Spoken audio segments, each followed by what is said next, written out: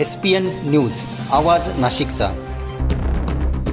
मित्रांनो, सप्रेम नमस्कार। SPN न्यूजमध्ये आपले स्वागत आहे। रेसिडेन्शियल एरिया की दारुड्यांचा अड्डा, स्थानिकांचा संतप्त सवाल, पोलीस प्रशासनाने लक्ष देण्याची गरज।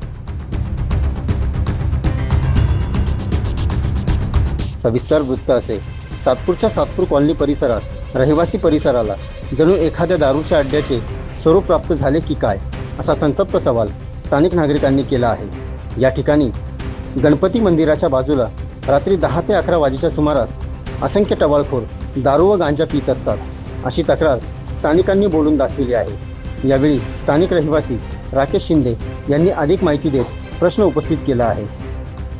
माझं नाव राकेश शिंदे। काय प्रकार होता तिथे?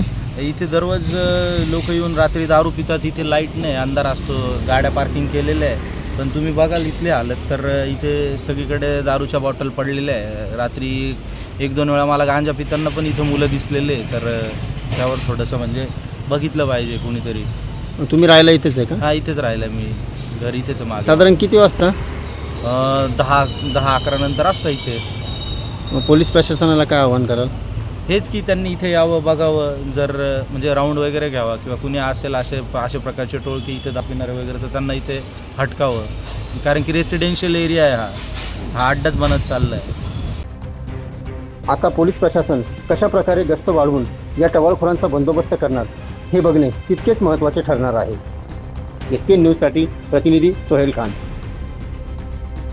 सर्व जनतेपर्यंत आमच्या बातम्या पोहोचवण्यासाठी आम्ही हे एक माध्यम चालू केलं आहे, त्याचं नाव आहे SPN न्यूज आवाज नाशिकचा। आमच्या या चॅनलला आजच सबस्क्राईब करा आणि बेल आयकॉन प्रेस करा। धन्यवाद।